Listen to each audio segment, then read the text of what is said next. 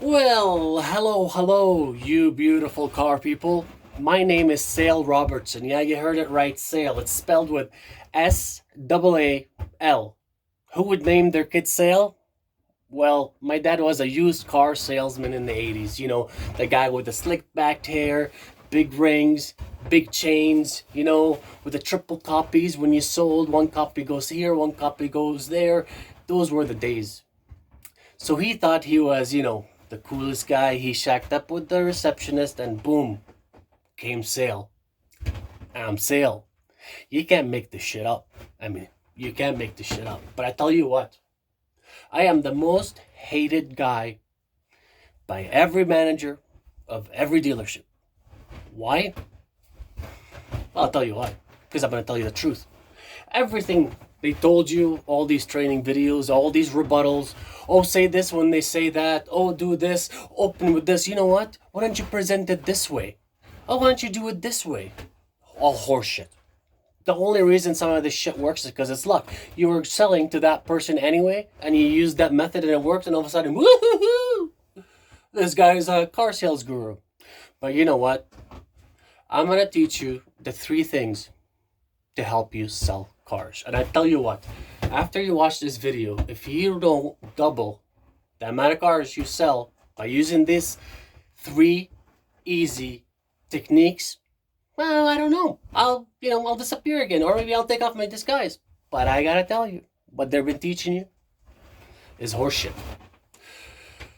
Well, let's start with, some of the stuff they say, because they actually think that people are stupid. People come into the dealership. So right now on YouTube, you can watch a video, a sales guy can learn, use these words to sell to so many customers.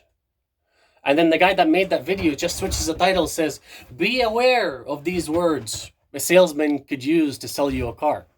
Like, it's ridiculous. It's like the buyer and the seller are using these tricks that are on the internet and they're supposed to work.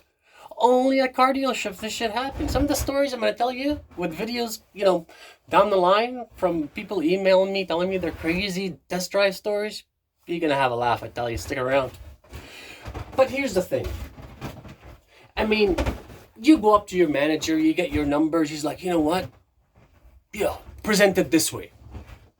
Like, are they fucking stupid? Are the customers stupid? They're gonna be like, oh yeah, I'm glad you said that. I'm gonna buy it. They were buying a car anyway.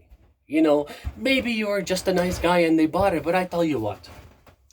They are used to salespeople being salespeople. They're prepared before they came to the dealership. They expect you to do certain things, and now it's the norm of what a car salesperson does. And that's why the public is used to it. They see it in movies, they see this, they're used to it. So you can act like an idiot. If you do that exact same technique, selling anything else outside the car dealership, people will think you're retarded. Only at car dealership this shit works. And then they watch these videos with this guy picking up the phone, dialing some crazy numbers, and then the phone, the lady answers, he sells their car. Horseshit. First, the number one lesson is basically to get people to come out of their comfort zone. And how do you do that? They expect you to cut them off. They expect you to tell them what to buy. They're used to this. And they're used to, they're okay with allowing it. But this is how you get them. This is how you throw them a curveball. So for example, when you're doing you're filling up your sheet when they came in, you're screening them. Once they finish tell you everything, you pause. When they're emptied, they emptied their whole thought process, everything they prepared at home before they came. They all said it. When you said, go ahead, tell me your story. You say this, 2 words after they're done. You say, go on. They will be so shocked that you said that because they have nothing. They don't expect a sales guy to say go on because a sales guy is an alpha guy. He wants to talk. He wants to interrupt them. He wants to say this. He gets excited.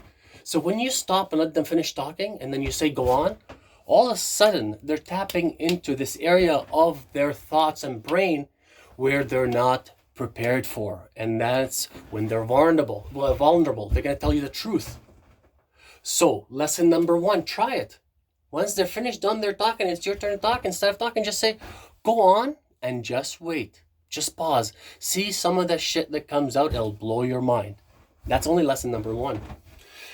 And it's basically all along those lines. Because all those rebuttals they're stupid. People are not dumb. So you have to do something out of the ordinary to stand out. Because every other guy is doing the exact same thing. So lesson number two is called Mississippi's. I'll tell you what.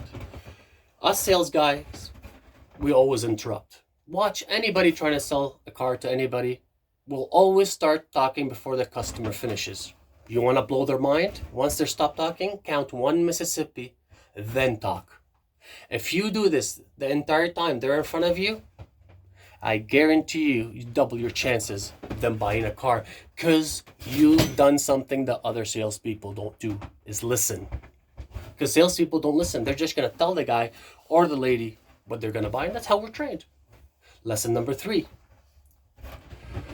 Now, lesson number 3 is basically on the same, I would say, like on the same lines of just basically listening. Okay, so lesson number 1 was basically saying, go on. Okay, and lesson number 2 is basically not interrupting and just waiting for them to, to talk. You're just being respectful. They're so not used to it, they will fumble. Try it. You're not going to lose anything by not interrupting somebody. Just give it a shot. Count your Mississippi. After you try your first, go on. Now, the third thing is atmosphere. Even if it's a sale day, the dealership is busy, they're used to it. Bang, bang, everything is going on. When they come to your office and sit down, first of all, you let them sit first, you keep standing. And as soon as they sit down, everything around your office has to be a quiet zone. So basically, you're basically going to stop time with them, because they're walking in and they're so pumped from all the energy in the dealership. They think they're going to sit down. You're going to be like, wow, buy this, go, test drive this. You're going to blow their mind by not doing that. You're just going to sit there and you're just going to talk to them. You're going to slow down the time. You're going to be control of the conversation. Ask them about the weather. They want to go straight into the car, and you need to try as much as you can politely stray away and go back to life, to the friendly, this and that, kids, whatever it is. They will change 360 degrees if you continue for the few minutes to slow it down and get back to personal and want to be friendly with them. Try these 3 things. That's just the first. All it is listen. All the other stuff is crap. Just be different. Count your Mississippis. Tell them to go on. Tell them to go to that stage in their brain where they haven't prepared for before they came in. And then when they sit down in your office, show them that, you know what? You're not the same as everybody else. Slow the whole process down and just become. I know as sales guy, we can't. We're so fast. Go. Try it. Just try it once. And I guarantee you, you will succeed. You can't make this shit up.